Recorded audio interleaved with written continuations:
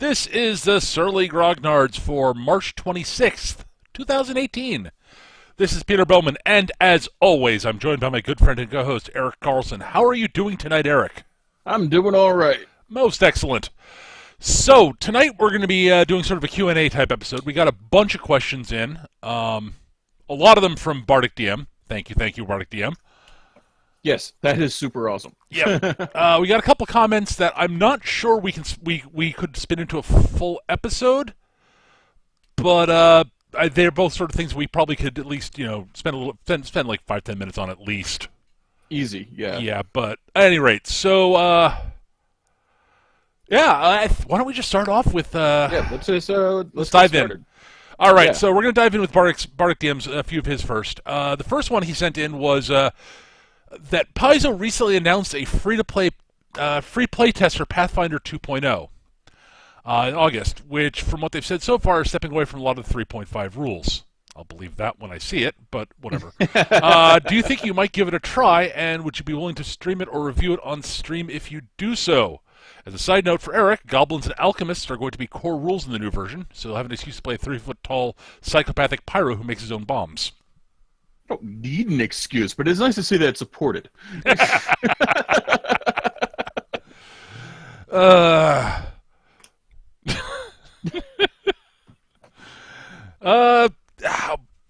I'll probably take a look at it, honestly. I don't know if I'll actually playtest it, how much I'll playtest it. Yeah, got I'll a definitely lot take of a look at it. Finding a group to playtest it is really the big issue, because I'm willing to try anything at least once. Sure. But I have such a huge slot of games on my back burner that I would like to try. Yeah, I'm in the same boat. I've not gotten around to it. Yeah, I mean, at some point, we're going to get the Star Trek game off the ground someday. Yep, Star Trek's going to happen sometime. My Tuesday/Thursday/ I'm not sure what day we're doing it anymore at this point. Shadowrun game is wrapping up and we'll be switching to Edge of the Empire. Finally. Ooh, neat. I wait to hear how that works out. Probably a lot of buyer's remorse, because I've decided I'm not going to play a non-combat character. Because just like we discussed last time, it's a concept I love. Oh my god. You're going to play someone who doesn't hit things in the head. Got it. No, I'm going to play a droid who builds other droids to do hitting on the head for him. Interesting. Go, my murderous mechanical minions. That really sounds more like a me concept than you, Eric. It does, but I kind of want to play a mad scientist, and I like the idea of playing an evil Mr. Handy. Okay, I can. Hey, I'm not complaining. I think it's cool. I think it's cool too, but I'm not sure how much I'm going to actually enjoy it. Right. I love the idea, but it's like a really neat idea. Last week. It's one of those. It's one of those character concepts I love, and I'm sort of like I sort of have a half and sort of like I'm not sure how all that fits in with the way I view Star Wars, but it's not my game, so I don't care. Right. More power to you guys. Well, I'm always so much happier doing the underworld aspect of Star Wars, which is totally what we're going to be doing. So with the Tuesday Thursday crew, no, I'm shocked. I know. I mean, these guys. I mean, geez, they always play such upstanding and moral characters. That's funny. So yeah, but as to Pathfinder 2.0, I said I will probably take a look at it. In all honesty, yeah, I'll definitely check it out. I will. If someone wants to run it, I am on board. Right. But like I said, I'm not going to push it, because there's so many other games that are like in the queue, as so to speak. Yeah, same. So. I would also love to try Starfinder, mostly because I can play as Space Skaven, and there are giant space lizards that are apparently custom engineered for Eric to want to play. Jesus Christ, guys, could you be more on the nose with the fucking Vesk? Yeah. All right. All right, let's see. Another question. I think that wraps up that one. So, long story short, Maybe if I do play it, I have no idea if if I would do it on stream or not. Uh, I I have no clue. I wish I had a better answer I for think a that. lot of it depends on how soon the Star Trek game gets up and running, and whether or not it implodes. Yeah, that's actually an actual excellent point. Like I have no idea how. Right, one of the reasons it hasn't started yet is I've got to figure out an angle to take for something beyond a one shot, basically, because I want to do more than a one shot for what I like to call obvious reasons. But at any rate, let's see.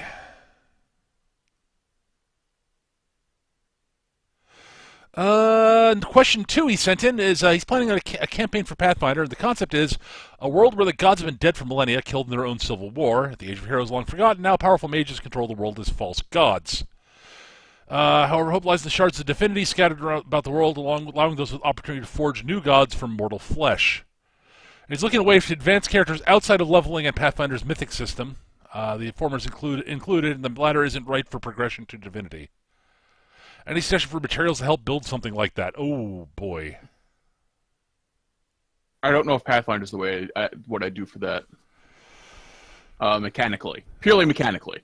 So because that's begging for Amber or Fate or something like that. Yeah. I mean, D&D, like old D&D, like pre-advanced D&D, technically had rules for becoming deities and demigods. They had a whole thing, about that, like like the immortal stuff. Yeah. It was more demigods than deities, from what I remember. It's been a long time since I've looked at it. Yeah, to be you honest. basically got to be like progress to like the level of Hercules, Yeah. as opposed to progressing to the level of Zeus. Um. But yeah, when you're actually moving on to divine status, that's maybe take a look at some of the maybe take a look at some of the Epic Destiny stuff from Fourth Ed D&D. Honestly, they had some ideas for doing some truly wacky out there shit within the confines of a D20 style game. I also think it'd be really funny to have a Dr. Frankenstein style alchemist who decides to make his own god out of flesh. Not make himself a god. That would be ridiculous. That would be humorous. I'll make my own god with blackjack and hookers. Because there's no hubris involved in that either. No, obviously not. Come on, I'm not becoming a god. I'm the most humble person you'll ever meet. I'm incredibly humble. I mean, At least that's the direction I'd go with it if I were playing in that game. yeah. See, my sort of take on that, like that is an end goal for a campaign, is becoming deities to take the place of the fallen gods. That feels more like an end of the game type thing to me. Like, I'm not sure where I'd go after the players get to be, if something that you're going for players becoming deities, I'm not sure where I go from there. Not within a class and level based system. Amusingly, I'm reading Small Gods by Terry Pratchett right now. So, you could make a turtle a god. Or have one of the old gods just be like stuck as a turtle. That'd be hilarious. I do like Small Gods. That's one of his better. Yeah. So I don't think you have to, like, if it's the end goal of the campaign, I don't think you really have to worry too much about what happens once they achieve apotheosis. Basically, like at that point, I'm not sure what you need to worry much about it mechanically anymore. I like the. Here's what I think. What I think I do is, you run Pathfinder, and then you get to your godhood status there, and then you switch systems, and you find out being a god is not what it's all cracked up to be. Because the whole point of the gods is to keep other shit out. Mm-hmm.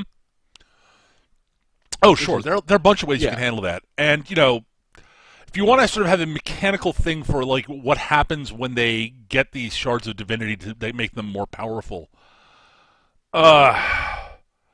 Honestly, you're going to have to house rule it. I think is my gut feeling Yeah. on that. Giving them some sort of powerful effect that's not constrained by normal Pathfinder rules, as long as it's something that's available to. Because at that point, you're not. I don't think you're really that worried about raw play balance anymore, Mm. and you're really looking at it. You're going to need to look at it really from a narrative standpoint. And what makes the most sense narratively for the players to their abilities to gain at that point from obtaining these shards of divinity. What I would do is I would not have the shards be like, this is a shard of the god of farts, and this is a shard of the god of left socks. I would have the I would have the shards bring out divine aspects of the character as determined by play. Like Yes. as you get a hold of them, Absolutely. and the characters get a handle on the characters' personalities and their values. Like that's what I'd probably do. Like yeah. Yeah, like basically when they find a shard of divinity and make use of it, however that works within the design of your campaign. Have the player sort of define at that point for their character a sort of an aspect of their character or a value they have that shard of divinity would then replace, and work with the player to come up with some sort of divine effect that they gain from that. Mm. It will be heavily tied to be very player and character specific. I think is what it boils down to. It's a lot of work, is what I'm saying, to do it my way. Yeah, but I think it would be the most rewarding way to do it. Just off the top of my head. I agree with Eric on that one. Yeah, I definitely would. I definitely think that would make the most sense to me. Also,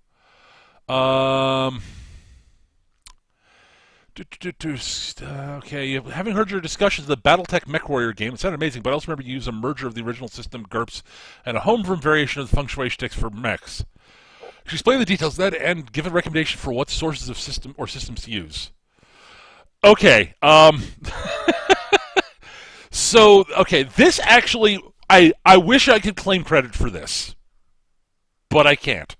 This is the actual thing that the rules that were come up for this were come up with by my friend Peter Shaw, who who's more of a BattleTech head than I am. Which is saying something. Yeah, I mean he plays it more often than I do. I like BattleTech a lot, but I don't play it as much. I didn't play it as much as he did. Basically, it. All right, so we did not use anything from the MechWarrior role-playing games at all. Because they're crap. Yeah, there were some like little bits here and there of like ways to. There's some okay rules on how to run a mercenary company that we use that were mostly just like money flow stuff. Yeah. But it was the character building rules were basically straight GURPS. And they were straight GURPS. Yes. The big thing is there's a matrix that you entered like your mech piloting, your mech gunnery skills into that would determine what your skill was on the tabletop. Right. So we basically used GURPS for everything outside the mech, and for when they actually got into mech combat, it was entirely BattleTech. Yep. So your mech piloting and mech gunnery skill in GURPS would as Eric said, there was a table that basically says, okay, so my piloting is X. My mech piloting in GURPS is say 14. That means I have in BattleTech a piloting skill of say 4 or 5. I think it might have been whatever, not important. And your gunnery was like say a 16. That meant I had a gunnery of 3 or what have you. Right. So the higher your mech warrior, because BattleTech, the better pilot gunner you are, the lower your skill is, because it's a modifier to the die rolls in BattleTech. Yeah, it was like the target number you needed, wasn't it? Basically, yeah. it's yeah. I'm not going to go into full details on that. Yeah. If you play BattleTech, you'll understand it. Damn, my phone's ringing. Let me take a quick look. I'm betting that is yes, it is a number I do not recognize. It's almost certainly telemarketer. I'm going to ignore it. Fuck those humans. Yeah. So that's how that worked. Pretty straightforward stuff, honestly. And basically, I don't have the exact table here. Honestly, if you want to do it yourself, it'd be pretty easy to come up with a table gradient that you think would sync up for the appropriate skill levels to the appropriate BattleTech GURP skill levels to the appropriate BattleTech skill levels for the type of campaign you wanted to run. And Peter came up with a bunch of advantages that you could buy for your character that would, you got like if your character was a mech was a light mech pilot, you technically was a disadvantage because duh. Right. And you basically your assumed default was a standard 30-25 tech medium mech. You got that cost 0 points. If you wanted a heavy mech, I think it was 5 points, and it was 15 for an assault mech, if I remember correctly. And you paid points for every piece of advanced tech that you wanted access to. And then he came up with a bunch. He made a bunch of for this campaign, like for the campaign he came up with a bunch of basically mech foo sticks that he made up. And largely what he based them on were things that, special sort of important characters within the BattleTech novels pulled off in mech combat. And he basically created a foo paths basically from feng shui. You really could easily just drop that aspect of it entirely and just play a straight mech warrior campaign with that sort of setup in GURPS, and it would work fine. The mech foo stuff was just adding flavor and making the player characters, more badass. Because they could do crazy shit.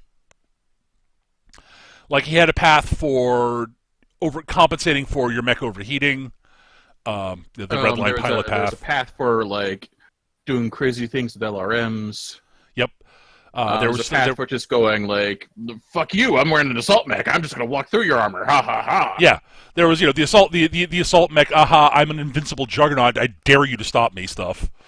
There were autocannon. There were ones based on autocannons, ones based on laser. He came up with a whole bunch of stuff. I can't go into full. I've got the foo paths somewhere. I'm not positive where I have them right now. I'd have to dig them up, but it's the sort of stuff that you'd have to, like, if you want to do something similar, it's something you'd probably have to reverse engineer. It's sort of something you'd have to come up with on your own. But I mean, and I think it was like 5 points per shtick or something like that. Something like that. I forget the exact point values. And each shtick had prerequisites and minimum skill levels, etc. Blah blah blah. It was really fun. But yeah, if you wanted to do something like that with the foo sticks, I would recommend reading some of the BattleTech novels to get a feel for what sort of stuff has the right feel for to recreate that sort of thing, because BattleTech combat especially like is not the same as what a lot of mecha combat feels like in, say, anime. There is a difference. There is a significant difference. Battle mechs in BattleTech are walking tanks. They do not operate. They are not at all nimble. Well, the light mechs are a bit nimble. But these are big, lumbering monstrosities of metal and ceramic armor and just death. Giant fucking fuck-off cannons. Yeah. The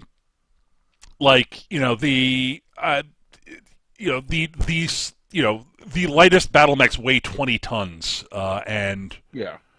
The big ones are literally weigh 100 tons and are like 14 meters tall. These are big fucking things, and they are not. Yeah, so it's different than. And that's part of the reason. Like, if you play any of the MechWarrior games, they operate a lot on tank controls.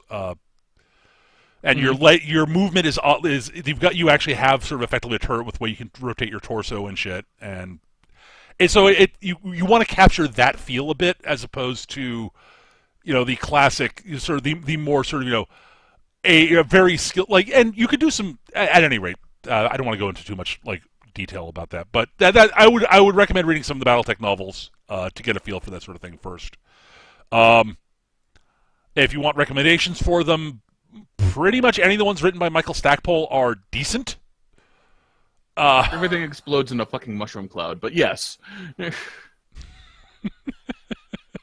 Ruby red lasers. Yes. He's fond of repeating phrases, but at any rate, there's a okay. So, and then he had a couple of topic resubmissions. One of which I want to touch on, which is Monster. Actually, two of them I kind of want to touch on. Basically, once asked about Monster Hunter. The Monster Hunter analysis or tabletop with the recent release of Monster Hunter World. If you guys have any experience with the series or have started with the world, which must erase some of the stories. However, if you aren't major followers of the series, maybe you could take a look and brainstorm a more classic D&D or other system appropriate interpretation of the world. All right. I have literally never played anything involving Monster Hunter, and I've not even really looked at it. The little bits I've seen of it, I've looked at it and said, it's never grabbed me. I've never been interested in it. So I know literally nothing about Monster Hunter other than you fight and kill giant monsters. Yeah, I mean that's sort of my bag too. Like, it seems like it could be cool. Maybe, but like I just do not have the time nor inclination to go through all that trouble of actually purchasing and playing the game. Yeah, and I really have no clue about whether I'd even be remotely interested enough. I can't. I've got enough stuff on my plate to sort of gaming wise and show wise to really want to dive into researching Monster Hunter. It just that's doesn't. Basically my thing. Like, there is too much good shit right now. Yeah, and I'm not saying Monster Hunter is bad. I'm certain that it is an entertaining game, and a lot of people have a lot of. I know a lot of people have a lot of fun with it. I know a lot of people love Monster Hunter, and if there was less good shit on my plate, then I would be happy to check it out. But seriously, I'm already drowning in good shit that I haven't had a chance to check out that is already in the queue. So maybe someday, I don't know, but I would not expect us to get to that, either of us, honestly. Other one is Warma Hordes in Review, sort of an examination of War Machine / Hordes Mark III. Since you both played it, would be interesting to see what you think of the new version. Eric, have you played any of War Machine or Hordes Mark III? I played a little bit of it. I liked it because, holy shit, warjacks are a thing again. Okay, see, that piques my. I will say this, I would love to play more War Machine. Honestly, I really like War Machine. I feel the same way. I'm just not available on nights where the local War Machine clubs meet, and god damn it, I only have headspace for one tabletop war game. Right now I'm doing 40K. And for not me, so much headspace, so much as wallet space. Yeah, for me, it's a case of, I've got the figs I've got from when I played War Machine, which I played War Machine for a long, Mark 1 War Machine for a long time. I own the base rules and the Signar Splat book for it because I'm primarily a Signar player. Right. Although I do have a small Crix army. And I bought the Mark II for the stuff for that, but I never really got to play Mark II. Largely because by the time Mark II rolled around, I had moved to the apartment I'm in now, which is unfortunately not very convenient for me to get to any sort of places to actually play tabletop war games. It's a long ass haul for me to get to the closest game store that has table space. which is probably Pandemonium, which is like roughly about an hour on the bus plus train. Yeah, yeah, yeah. Fuck that. Um, and if I was, if I had, if I was more, if I knew I was going to be playing very regularly, and I was really into it, I would really consider diving. I would really consider. I'd be willing to put up with the trip, but it's just not something I would love to play War Machine again. Yep, same. But I only have had space for one game right now, or time. Yeah. And yeah, I'm doing 40K right now, and I'm enjoying 40K. And if suddenly a War Machine club were to start meeting on a day I'm fucking available for a change, then I'd consider like doing War Machine for a while. But they don't, so I can't. Right. Sort of, I would need to. I do kind of miss my Khador and my Pharaoh, but. Yep. But I will say we both from everything I've read about Mark III, it looks like it's a significant improvement over it's an improvement over Mark II, which was an improvement over Mark I. Yep. Which was a really, really good war game. Yes. I've played a bunch of miniatures war games, and War Machine is probably just from a tactical standpoint, the way the actual game plays is the best I've played, honestly, of the miniatures war games I've played. It is a rare War Machine game that I don't come away with one of those awesome headaches you get from thinking too hard in too short an amount of time. Yes. Because War Machine is a great, deep tactical game with a relatively simple game system. It's really good. It's there's another issue I have with War Machine, which is part of the reason why I don't make myself available to play it. Most of the groups I've seen playing War Machine are much happier with template terrain than actual like cool kick-ass 3D terrain. Yeah. I'm just like, but fuck that noise. Oh, I would much rather have good, like, again, if I'm not getting like real sort of 3D, if I'm not playing with like sort of actual like, you know, like good terrain, I'd really rather just playing a hex grid based game at that point. For me, like the reason to play war, as far as I'm concerned, the reason to play any tabletop war game is the hobby aspect of it. Otherwise, yeah, you could do hex or hex-based or RTSs on the computer and whatnot. Sure. So if you're just using like a green felt splotch for a forest and not having trees on it, or a a gray rectangle for a building, I'm like, dude, fuck that. It does make bringing the train wherever you're playing easier. I will say that, but I will say that. I will also say that where I've been playing War Machine at Hobby Bunker has some fucking great not War Machine, 40K has some fucking great terrain. Cool. So, yeah. 40K. Yeah, 40K. It is flawed, but somehow more fun than it has been in ages for me. Cool. So, yeah, there's something about the inherent absurdity of 40K that I just can't get over. Like it is sure so grim and so dark that it becomes comedy, and that's awesome.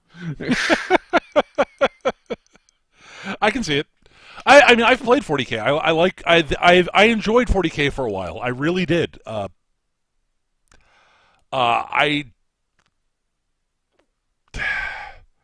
just can't bring myself to get back into it. Is what it boils down to.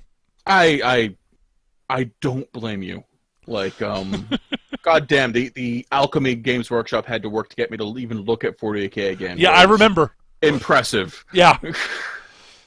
Like, they had to push exactly the right buttons at exactly the right time.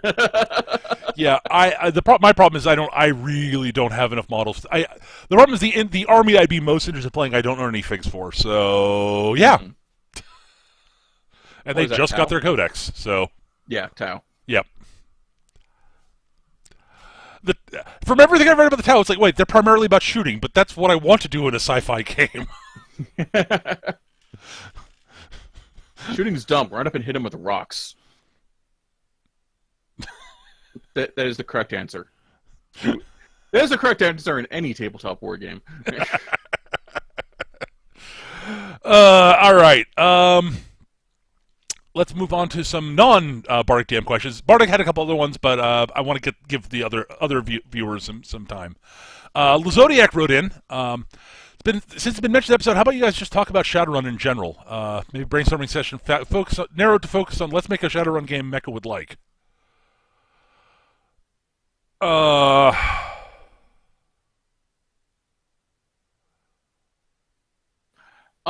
It would be.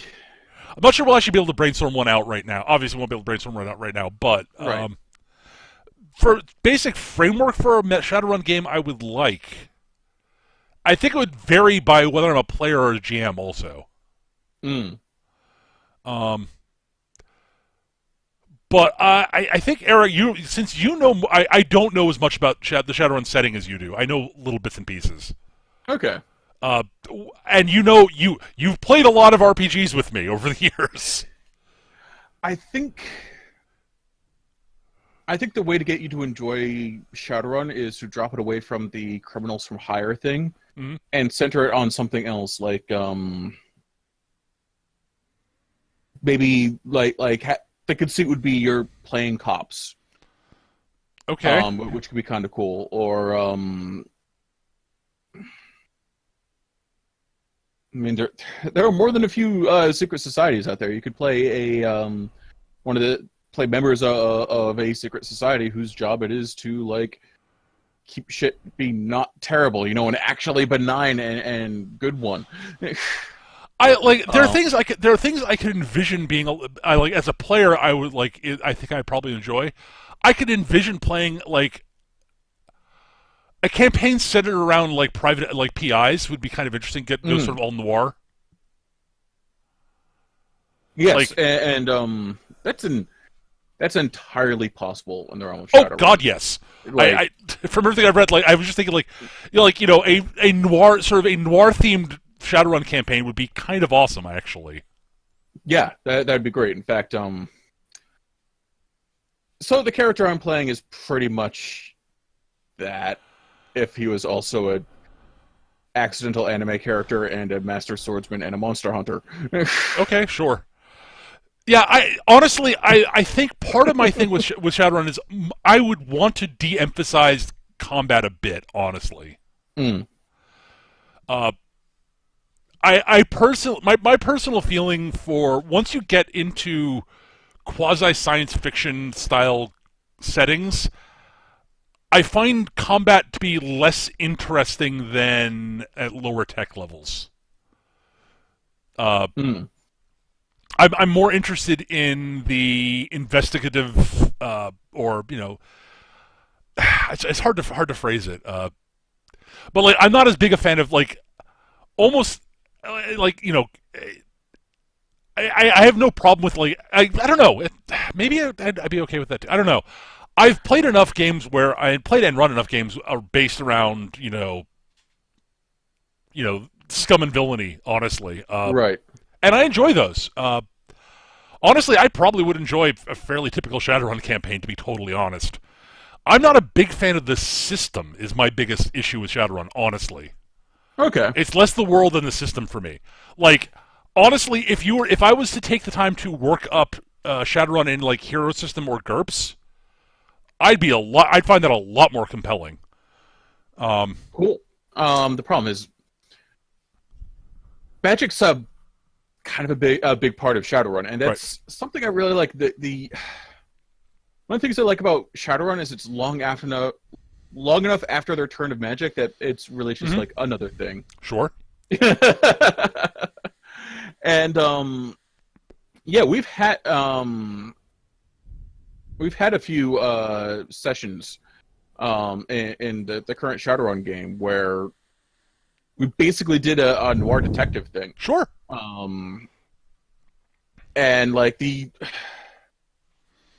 the tech helped.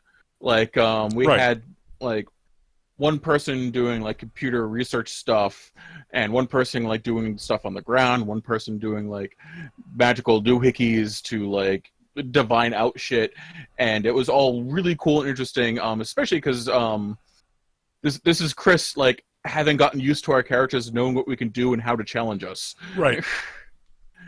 And one of them actually didn't have any combat in the end at all. There was a chase scene. Sure.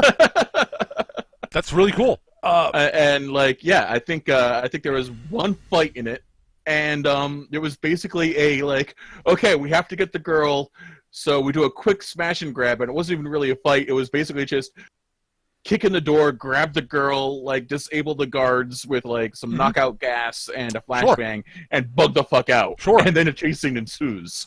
Yeah. No, totally. No, there's just I've every time I've fiddled around Shadowrun, I'm not a big fan of how they handle dice pools. Mm.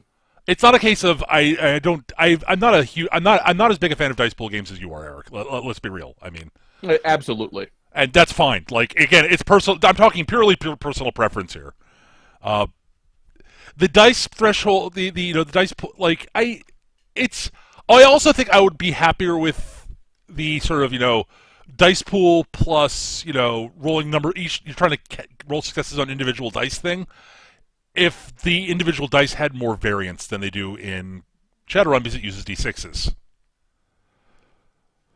Sure, I could see that. It's a minor quibble, honestly.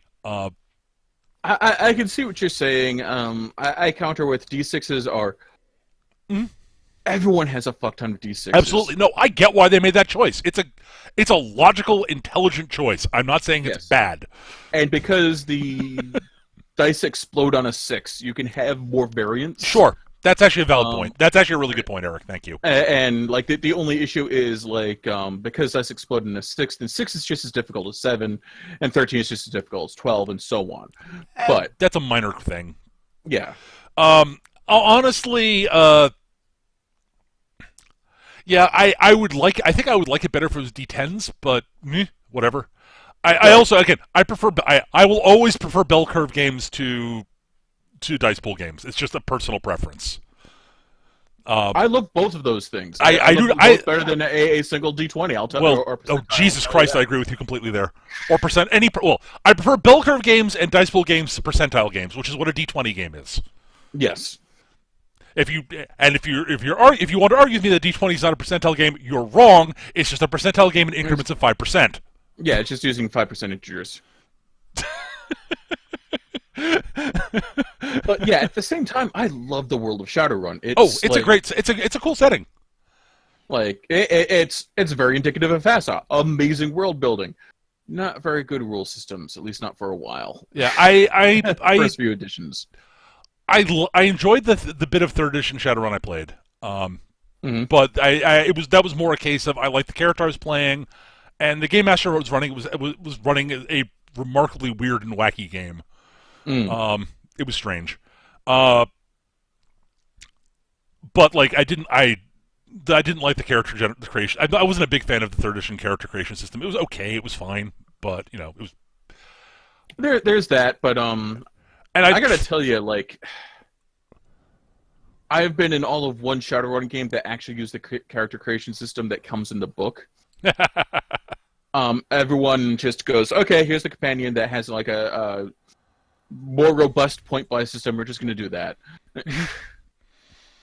There are elements of Shadowrun 4th that I liked in character gen and such, and elements I was less ecstatic about. There was just something about it that didn't quite click with me, and I'm not sure what it was.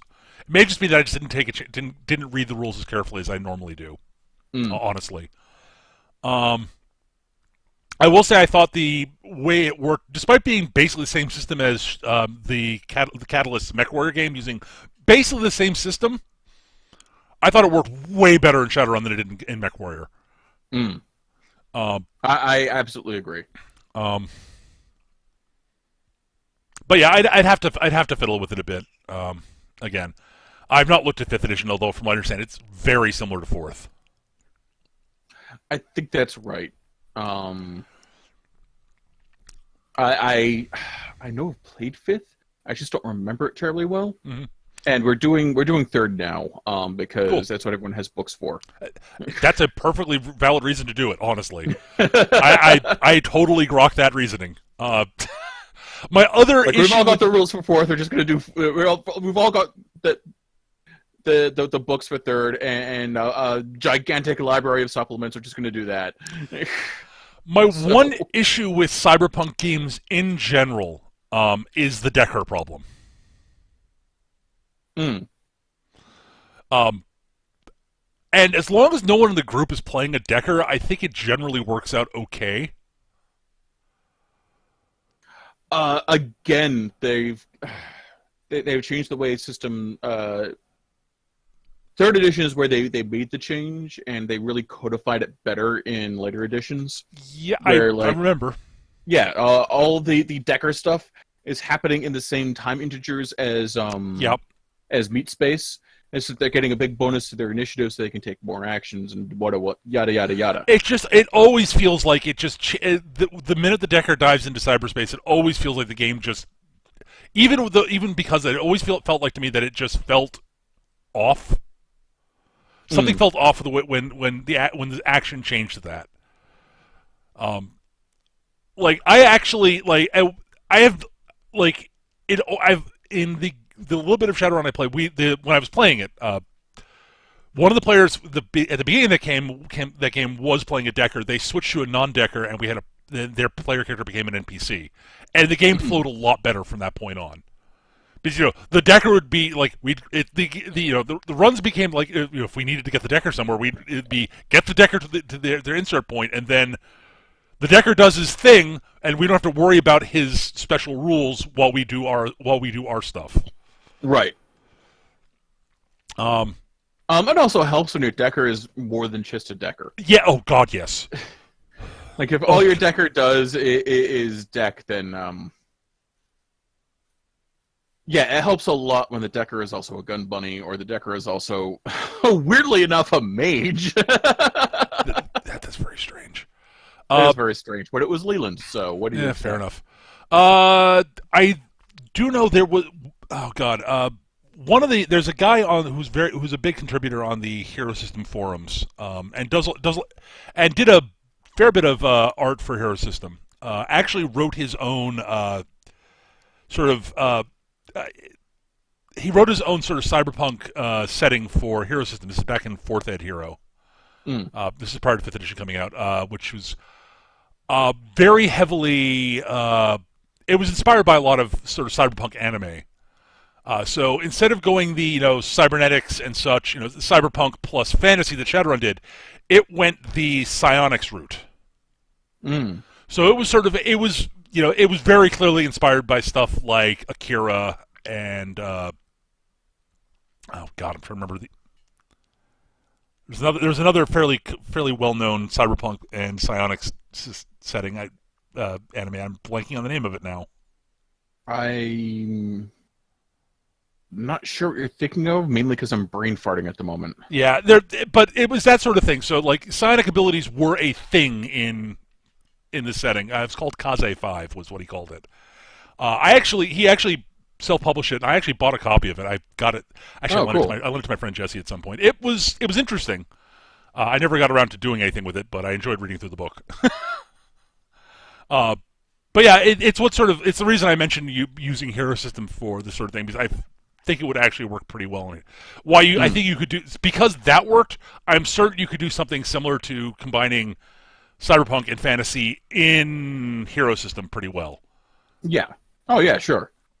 I think one of the funny things is 2 of the characters in our Tuesday crew are magically active, and another one just does not believe. Like, she knows it's like a known thing, but just does not believe half the shit we do, like in astral space. She's like, "Yeah, you guys do your imaginary stuff all you want. Like, fine, go do your imaginary stuff." I know you're just taking a nap. Whatever. All right. So yeah. Honestly, I think the biggest thing to make Shadowrun more palatable may be a different system. I hate to say that. I really hate to say that, but And again, I probably, as I said, I'm fairly certain I could enjoy it. I'm the issue for me with running Shadowrun is I would have to get all the books, and I own the base rules for 4th Ed, and that's it. Right. And that would be a significant investment for something. I'm not sure how well I would run Shadowrun, to be totally honest. Like, I know you think you mentioned last time that I probably could do a fairly decent non-traditional Shadowrun game. Mm. And I probably could. I probably could do a decent regular Shadowrun game too, I think. I like to think I'm reasonably flexible as a game master. No, I'm just not sure how much. I'm just not sure how long my interest would be. How long I'd be able to maintain my interest in running it is the issue. That's more what I mean by by it, because I'm not sure how.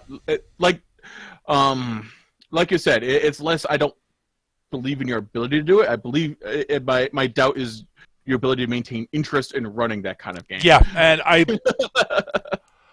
can. I mean, as I said, I think I find I would. Yeah, I don't know, but it's definitely an interesting idea. Shadowrun's it's a really interesting setting. It really is, and one I find vastly more compelling than the basic cyberpunk setting for a role-playing game. Well, I don't know about that. Again, I think my issues with cyberpunk is less the setting than more the system. In fact, I'm certain of that. I actually own a copy of Cyberpunk somewhere, which is an official book. Like, no, I'm not surprised at all. That was published. I was like, oh, well, this would make Cyberpunk less obnoxious to me. You mean it uses a system I actually know and like? Well, all right then. But yeah, I mean, given there's a lot of cyberpunk genre stuff I really like in terms of fiction, and Neuromancer is a great book, phenomenal book. Yes. I mean, Blade Runner. Need I say more? Seriously. The first season of Psychopaths. Yep. There's a ton of Ghost in the Shell standalone complex. Yep. Oh yeah, definitely. Ghost in the Shell movie's fine. The animated movie. I've not seen the live action one, and don't really have much interest in doing so. I haven't seen the live action one either, and everything I've heard is that you're better off just watching the original animated movie. Yeah. Although I will say I'm not that huge a fan of the movie. It's fine. It's a perfectly fine movie, but standalone complex is way more interesting, in my personal opinion. Okay. I think you're probably right, but my instinct is still to smash your skull in for daring to disparage Ghost of the Shell. It's fine. It's fine. Yeah. I also have the heretical opinion that Akira is actually significantly overrated. Yep, smashing your skull. Again, Akira's really, really, really, really, really good. And it's really important. And it's fucking gorgeous. Oh, I will never argue that point, Eric. You know that. Jesus Christ, that's gorgeous. Eric, you know I will not argue the art and animation style. Nope, not arguing that point.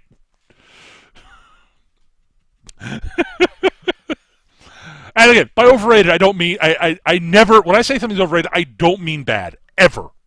If I think something's bad, I'll just say it's bad. Yes. Akira's not bad. Akira's not even merely good.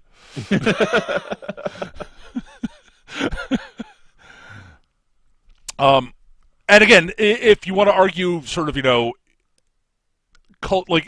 cultural, the sort of importance to the genre, to the medium, you can't overstate how important it is. In the same way that you can't overstate how important the Beatles were. This is true. In terms of how much you like it or not, that's an entirely different argument. At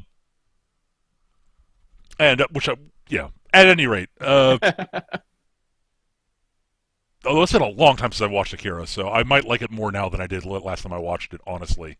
Yeah, I should rewatch Akira at some point. Yeah, Also, I should actually also. Uh, all right, last one we got is from Jonathan Sims. This current group often deals with at least one person not always being present, and I, as the DM, end up playing player characters that have come down with NPC-itis for the sake of being able to play the game reasonably often while we all deal with our schedules.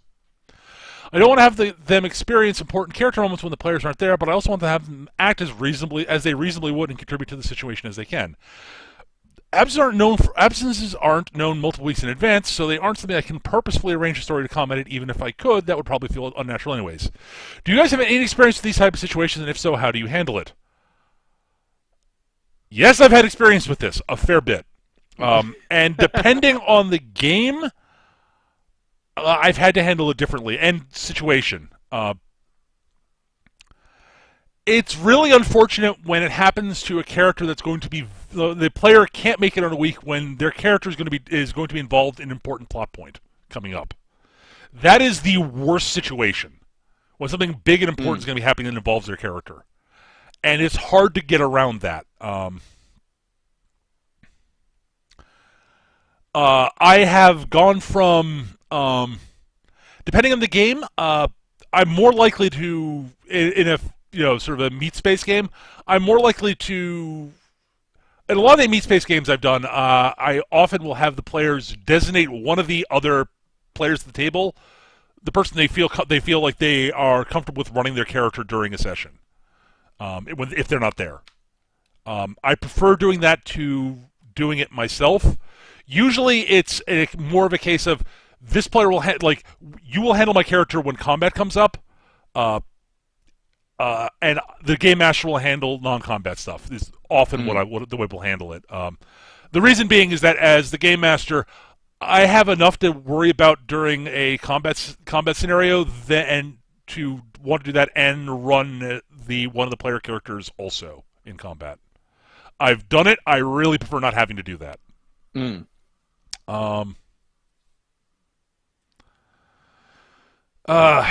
So yeah, it's a tricky situation. It's gonna vary by the situation of the game in question, the character in question. Some characters it's much easier to handle that situation than with others.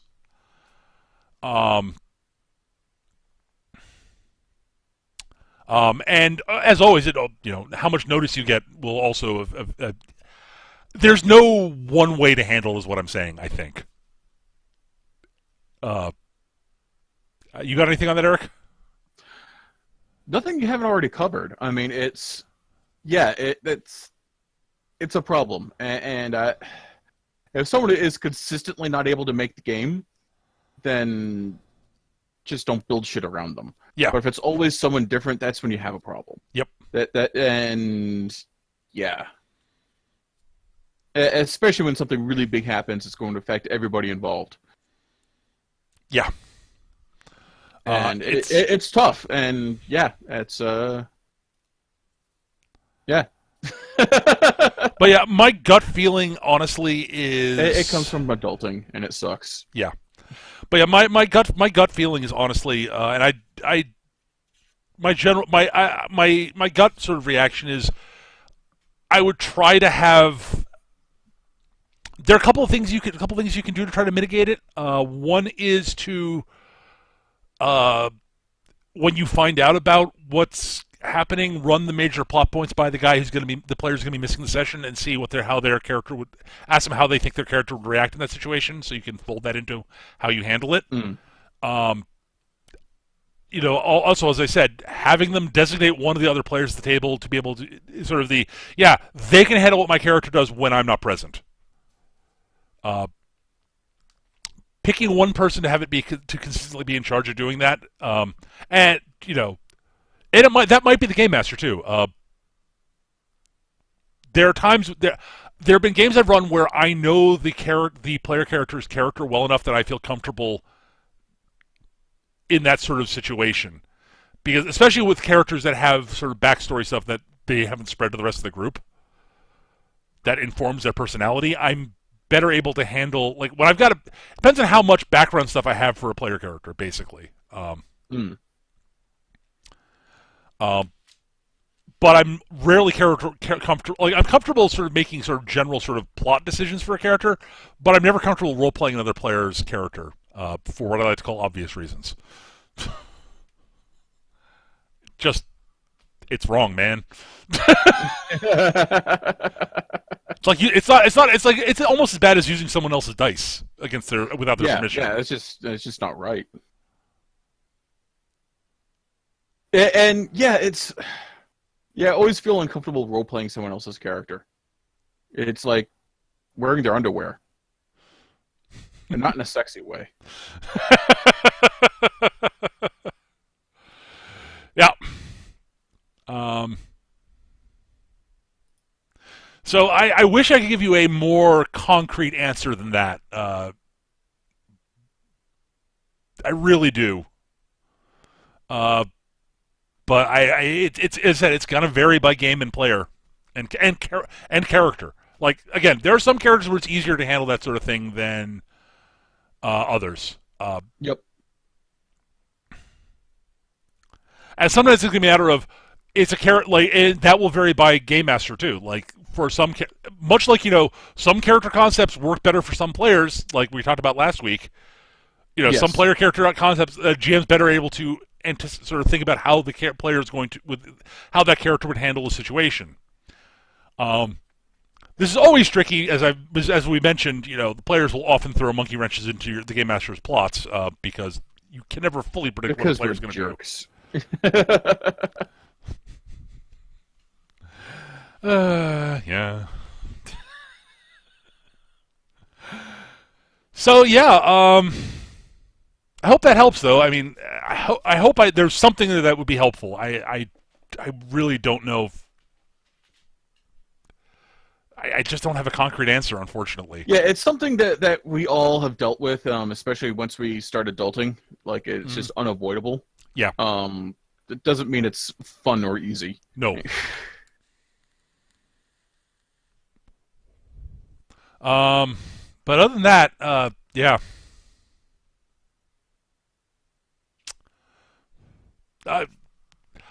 Wish I had more than that.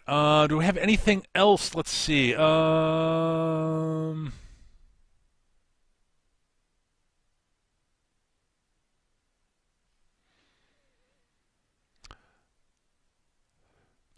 a couple of Bartam sent a few brainstorming ideas that we may get to. One of which involves dinosaurs. Dinosaurs are awesome. Everybody loves dinosaurs. All right, folks. I think that's going to do it for tonight, though. Don't really have much else to. That's all the questions we got, basically. And like I often say, we try to save time at the end of each episode for viewer questions. We did that for the whole episode this week. Hooray! We love getting viewer all the times we've forgotten to. We love getting viewer questions, guys. So if you've got questions you'd like us to answer in the show, send them to us. Our email address is surlygrognards@yahoo.com, surlygrognards@yahoo.com, or you can post them in the comment section on YouTube, where these recordings get uploaded. If you got show topic suggestions, we love getting those. Things we can spend an entire episode talking about. We got a few of those in here, but we wanted to knock out a few questions this week. Largely because we just haven't for a while. Yeah, exactly. We're jerks. Well, yeah. If you've got feedback for us, constructive criticism, ways we can make the show better, please send that to us. We love getting constructive criticism. Ways we can make the show better. But yeah, the other reason we love show topics suggestions beyond the whole we don't have to come up with a topic for the show is that means we get to talk about the things you guys want to hear about.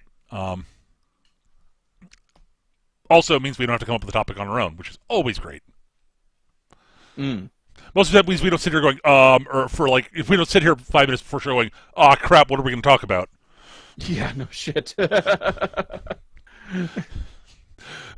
Which happens more often than we like to admit. Yeah, because we are totally organized. We are, and on top of things. Yes. And have foresight. We are bad at this. We're really bad at this. We're really bad at this. Anyways, guys, that's going to do it for this week. Thank you so much for watching. We record the show most Monday nights starting at about 7 p.m. Eastern here on twitch.tv/MechaGM.